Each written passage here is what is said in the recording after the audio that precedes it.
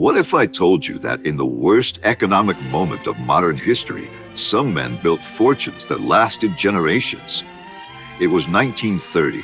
The world had just collapsed. Factories were closing, families were sleeping on the streets, bread lines stretched around entire city blocks. The system had broken, and it took with it the dreams of millions of people. But not everyone's. While most people were mourning their losses, a select few were seeing something others couldn't, a rare, brutal, and transformative window of opportunity. The question nobody asks is this: what exactly did these men do, and how can you replicate the same logic today with access to information? Before we continue, if you want to understand how crises create millionaires and never be caught off guard by the next one, hit that like button now and subscribe to the channel.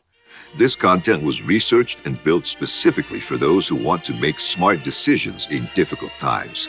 And believe me, the next difficult time is already on its way. It was October 1929 when the New York Stock Exchange collapsed completely. In just 2 days, billions of dollars evaporated. Executives who were wealthy in the morning were ruined by the afternoon. Panic spread like wildfire. And then came 1930. The beginning of a decade that would forever live in humanity's memory as the Great Depression.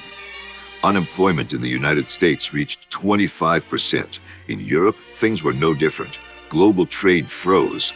Banks closed overnight, taking entire families' life savings with them. For most people, 1930 represented the end. But history, when read carefully, reveals an uncomfortable truth. Every great crisis redistributes wealth. It doesn't destroy money, it transfers it. And whoever understands that in time is the one who receives it. In 1930, while the world was crumbling, some industries didn't just survive, they exploded. Cinema, radio, cigarettes, alcohol making a powerful comeback after the end of Prohibition. Low-cost, high-escapism products saw record demand. People needed relief, and whoever provided that relief got rich. Joseph Kennedy, father of President John F. Kennedy, got out of the stock market before the crash because he heard a shoe shiner talking about stocks. When even the most ordinary people were buying in, he understood it was time to sell. And then he bought back at rock bottom, accumulating a historic fortune. Howard Hughes expanded his aviation business right in the middle of the crisis, taking advantage of bankrupt competitors selling assets for pennies. The lesson isn't new, but it's powerful. In every crisis, there are assets being sold by people who are afraid, and that fear is the most valuable discount in the market. Tip: identify today which sectors are being undervalued by the market. General fear equals real discount. What everyone is running away from might be exactly what you need to buy. The investors who survived and prospered in 1930 had one thing in common: they didn't follow the crowd. Benjamin Graham, the father of value investing, developed during the Great Depression the principles that still guide Warren Buffett today. The idea was simple: buy solid companies for less than they're actually worth. Be patient. Ignore the noise. But there were also those who bet on gold.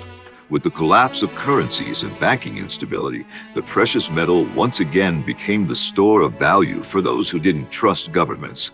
Whoever held gold came out of the crisis with their purchasing power intact.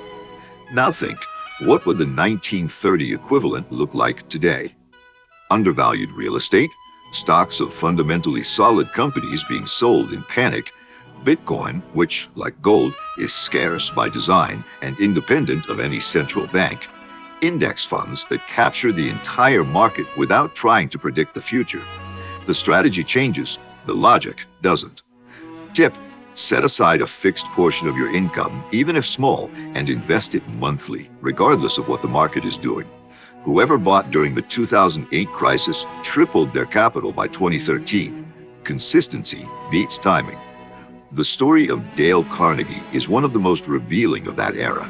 During the Great Depression, Carnegie launched a book called How to Win Friends and Influence People, a book about human relations at the worst economic moment in history. It seemed like madness. It sold over 30 million copies.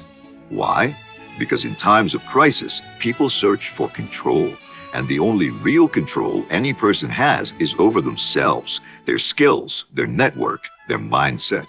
Walt Disney lost his first studios before creating the Disney we know today. Henry Ford went bankrupt twice before building the Ford Motor Company. In 1930, these men didn't give up, they recalculated. The difference between those who come out of a crisis wealthy and those who come out destroyed is rarely luck. It's the decision to keep building when everything around you is falling apart. Tip: use periods of crisis to invest in yourself. Courses, skills, languages, certifications, the market will always pay more for those who deliver more. And unlike stocks, this asset is never seized or devalued by panic. So, what should a man do if he were starting from zero in 1930? First, he would see the crisis as a map, not a wall. While everyone saw destruction, he would see where capital was being redistributed. Second, he would invest with logic, not emotion. He would buy what has real value when others are selling out of fear.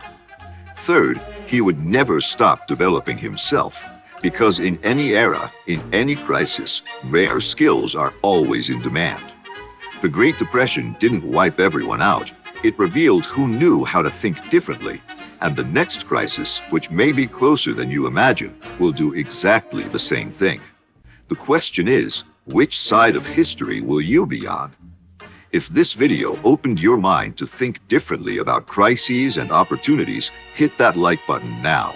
You help the channel and ensure more people get access to this kind of rare content. Subscribe to the channel because in the next video, we're going to reveal how the Great Depression impacted cinema and transformed the industry forever. You won't want to miss it. Crises don't destroy opportunities, they reveal them. History proves that in every great collapse, great builders emerge. The names you admire today, those who left lasting legacies, almost all went through moments when everything seemed lost and they were completely broke. The difference is that they decided to act anyway. Now it's your turn. The next opportunity is already forming, and you, unlike most people, already know how to recognize it.